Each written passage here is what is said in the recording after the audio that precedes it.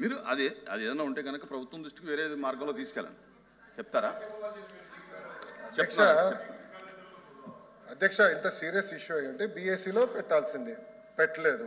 ఇప్పుడు fee reimbursement గురించి మాట్లాడుతున్నారు. గత ప్రభుత్వం దిగిన టైంకి ఎంత ఫీ రీఎంబర్స్మెంట్ పెండింగ్ ఉంది అధ్యక్ష? 4,000 కోట్లు పెండింగ్ ఉంది. కోవిడ్ అప్పటి నుంచి మీరు పెండింగ్ పెట్టిపోయి మీరు తల్లి ఇది బాగాలేదమ్మా, బాగాలేదు, ఇది బాగాలేదు అధ్యక్ష. కోవిడ్ అప్పుడు 644 కోట్లు ఎగ్గొట్టారు అధ్యక్ష. ఆర్టీఎఫ్ కింద 3,000 కోట్లు పెండింగ్, ఎంటీఎఫ్ కింద 8,900 కోట్లు పెండింగ్. చెప్పినండి ఒక్క విషయం చాలా ఇంపార్టెంట్ అధ్యక్ష, నన్ను మాట్లాడినండి, ఇది చాలా ఇంపార్టెంట్ ఇష్యూ.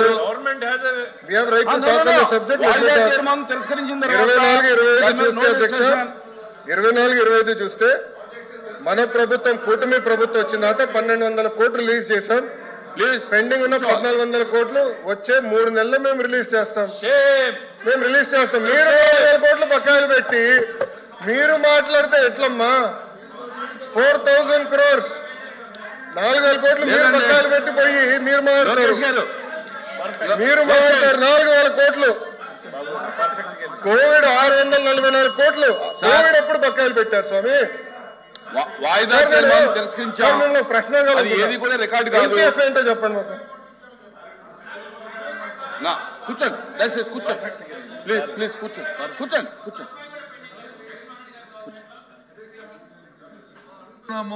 మంత్రి గారు వచ్చి అన్ని చక్కలు చెప్తారు కదా, చర్చ పెట్టండి. చర్చ చెప్తారు మంత్రి గారు అధ్యక్ష. ప్లీజ్ కూర్చోండి. లోకేష్ గారు కూర్చోండి. మీరు బీఎస్సీకి కనపడలేదు ఇంపార్టెన్స్. బీఎస్సీలో మీరు రేజ్ చేశారా? నేను బొత్స గారిని సూటిగా ప్రశ్నించాలి. బీఎస్సీలో మీరు రేజ్ చేశారా ఇష్యూ? బీఎస్సీలో మీరు ఇది ఇచ్చారా? మీరు బీఎస్సీలో కనీసం అడిగారా? మీరు అడిగారా సార్? బీఎస్సీ ఎజెండా మీరు పెద్దలు, మీరు సీనియర్ మోస్ట్ హౌస్ లో, ఫరూక్ గారి తర్వాత మీరే సీనియర్ మోస్ట్ హౌస్ లో. నేను మిమ్మల్ని కోరేది ఏంటంటే, మీకు అంత ఇంట్రెస్ట్ ఉండుంటే మీరు కూర్చొని చైర్మన్ గారితో మాట్లాడి ఎజెండాలో పెట్టుంటే సమాధానం చెప్పినా మేము సిద్ధంగా ఉన్నాం. I have right sir.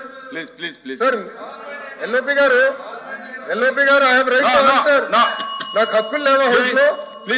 నాకు హక్కులు లేదా హౌస్ లో? మంత్రిగా సమాధానం చెప్పే హక్కు లేదని మీరు నిర్ణయిస్తారా? ఎల్ఓపి గారు మీరు చెప్తారండి, మీరు సమాధానం చెప్పాలా చెప్పకూడదు? హౌస్ మీరు నడిపిస్తారా ఇక్కడ? How are you dictating terms to me boss? Sir ఇది బాగాలేదు, మీరు నాకు టర్మ్స్ డిక్టేట్ చేయకూడదు. మీరు సమాధానం ఎట్లా చెప్పారని మీరు అన్నారు. ఎట్లా సార్? బాగాలేదు సార్. నేను జూనియర్ మంత్రి, నా అండర్స్టాండ్. మీ అంత సీనియారిటీ నాకు లేదు. రూల్స్ నాకు తెలుసు. As a minister I have right to answer. Rules లో I have right to answer sir. ఇది ఇరు వర్గాల వాదన. I have right to answer. మంత్రిగా దయచేసి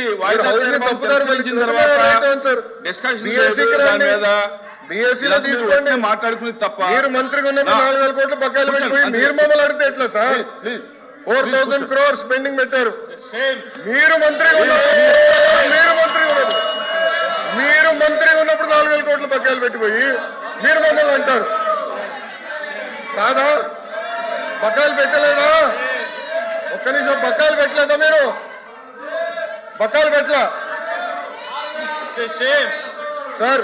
ప్లీజ్ లోకేష్ గారు, సబ్జెక్ట్ మీకు కొంచెం వీక్. దయచేసి కూర్చోండి. 644 కోట్లు కోవిడప్పుడు బకాయిలు పెట్టారు. 20-21 Q4 683 కోట్లు బకాయిలు. 23-24 Q2, Q3, Q4 1,753 కోట్లు బకాయిలు. మీ టైంలో బకాయిలు పెట్టి ఎంటీఎఫ్ మీ టైంలో 895 కోట్లు బకాయిలు పెట్టి మీరు మమ్మల్ని అడుగుతారు సార్? అందుకే మీరు బీఎస్సీలో తీసుకురావాలా? మీరు బీఎస్సీలో అందుకే తీసుకురావాలి subject. Come to BSc, we will debate. I'm ready to debate on education. పోయినసారి బొత్స గారు మీరు వాకౌట్ చేశారు. పోయిన సెషన్ ఎడ్యుకేషన్ మీద నేను డిబేట్ చేసినప్పుడు మీరు అదే తలుపు నుంచి మీరు బయటకు వెళ్ళారు. I'm ready for debate. Education మీద చర్చించడానికి నేను రెడీ. మీ టైంలో 12 లక్షల మంది పిల్లలు ప్రభుత్వ పాఠశాలకు దూరట్టారో చర్చించడానికి నేను రెడీ. సరైన ఫార్మాట్ లో రండి, ఐ విల్ డిస్కస్. ప్లీజ్ కూర్చోండి.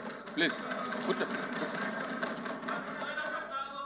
కూర్చోవాలి కూర్చోవాలి చంద్రశేఖర్ రెడ్డి గారు కూర్చోండి కూర్చోండి కూర్చోండి కూర్చోండి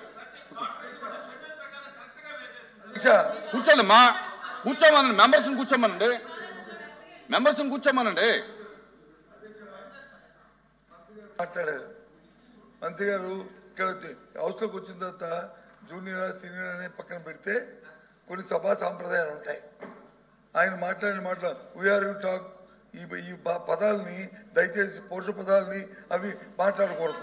ఒకటి ఒకటి రికార్డులో చూసుకోండి, రికార్డులో చూసుకోండి, ఒకటి నేర్చుకోండి, ఇంకోటి ఏదైతే మంత్రి గారు చెప్పారో సరే కూర్చోండి ఒక నిమిషం ఒక సెకండ్ సార్. ఆయన చెప్పింది ఏదైతే మంత్రి గారు చెప్పారో 400 కోట్లు 4,000 కోట్లు మేము బకాయి పెట్టామని అవన్నీ వాస్తవ విరుద్ధం. చర్చపెట్టండి చర్చలో మాట్లాడదాం. అందుకే చర్చలో మాట్లాడదాం. వాస్తవ విరుద్ధం మాటలు చెప్పి సభను తప్పుతో పట్టించడానికి పట్టించి ప్రజలు మప్పెట్టడానికి దయచేసి పంపెట్టారు చాలు. మోసం చేసి చాలు.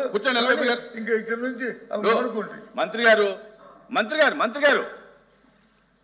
వాయిదా తీర్మానం తిరస్కరించిన తర్వాత దాని మీద ప్రభుత్వం తరఫున మీరు వాదనగా దిగటం, మీరు క్లారిఫికేషన్ ఇవ్వటం అనేది అది కాదు.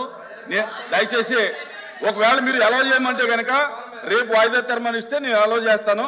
ఈవేళ ఈ సబ్జెక్ట్ తిరస్కరించాను, ఇది అయిపోయింది, క్లోజ్. రేపు ఒకవేళ మీ ప్రభుత్వం సిద్ధంగా వినండి ప్రభుత్వం సిద్ధంగా ఉంటే కనుక రేపు వాయిదా తీర్మానం ఇస్తే నేను మీరు అలౌ చేయమంటే అలౌ చేస్తాను. అజెండా మొత్తం వద్దా సార్? బిఎస్సీలో డిస్కషన్ వద్దా సార్? ఏదండి బిఎస్సీలో కావాలి.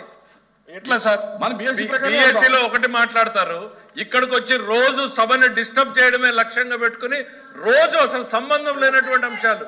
హెచ్ఆర్ మినిస్టర్ గారు దాని గురించి స్పష్టంగా చెప్పారు sir. Government has to defend it. వాయిదా తీర్మానం తిరస్కరించిన తర్వాత తిరస్కరించింది కాదు సార్, ప్రభుత్వం సమాధానం చెప్పాల్సిన అవసరం లేదు సార్. చైర్మన్ గారు వినండి చెప్పలేదు. వాయిదా తీర్మానం తిరస్కరించిన తర్వాత ప్రభుత్వం దానికి సమాధానం చెప్పాల్సిన అవసరం లేదు. చైర్మన్ గారు సమాధానం చెప్పలేదు సార్, సమాధానం చెప్పలేదు. బట్టగాల్చి ముఖానేసేటువంటి ప్రయత్నం చేస్తుంటే దానికి సంబంధించినటువంటి సంక్షిప్తమైనటువంటి వివరాలు ఇచ్చారు. పూర్తి వింటే గుండె రాజు చేస్తారు సార్ వీళ్ళు. ఓన్లీ హెడ్ లైన్స్ మాత్రం చూపించారు. ఈ రోజు పూర్తి సినిమా చూస్తే గుండె రాజు వీళ్ళకి. Papers include in the list of business are deemed to have been laid on the table of the house. Chairman sir ఒక చిన్న రిక్వెస్ట్. గౌరవ ఎల్ఓపి గారు, నేను చైర్మన్ గారు అన్పార్లమెంటరీ లాంగ్వేజ్ వాడానని చెప్తాం జరిగింది. ఆ వివరాలు ఏముందో చెప్పండి సార్. చెప్పండి, మీకేమేం పడిందో మాకు అర్థం లేదు. నేను ఎక్కడ అన్పార్లమెంటరీ రికార్డ్ అయి ఉంటే గనక రికార్డ్ పంపండి. సెకండ్ సార్, రికార్డ్ అయి ఉంటే గనక పంపండి, నేను చూసి అందరు విన్నారు. 1 సెకండ్ అధ్యక్ష, ఇది చాలా ఇంపార్టెంట్ ఇష్యూ. ఇదే అంటున్నా, మళ్ళీ ఆరోపణలు చేసి తప్పించుకుంటాం కాదు. I have never used any unparliamentary language. నేను చాలా గౌరవిస్తాను. బొత్స గారు అన్నాను, నేను ఎప్పుడు వచనంతో కూడా మాట్లాడలేదు. ఎల్ఓపి గారిని గౌరవిస్తాను, ఆయన ఏజ్ని నేను గౌరవిస్తాను, ఆయన సీనియారిటీని కూడా గౌరవిస్తాను. నేను బహుశా హౌస్లో ఫరూక్ గారు, బొత్స గారు సీనియర్ మెంబర్స్ అని చెప్పాను. అంటే వాళ్ళు సీనియారిటీని అడగండి. ఫరూక్ గారు నేను ఎంత గౌరవిస్తానో మా సభ్యులందరికీ తెలుసు అధ్యక్ష. దయచేసి తప్పు ఏదైనా అభ్యంతరం ఉంటే చూద్దామండి, దాంట్లో ఏదైనా అభ్యంతరం ఉంటే చూద్దాం. Please. I am to announce to the House that I have received the following message from the Honorable Speaker, Andhra Pradesh Legislative Assembly. In accordance with Rule 123 of the Rules of the Procedure and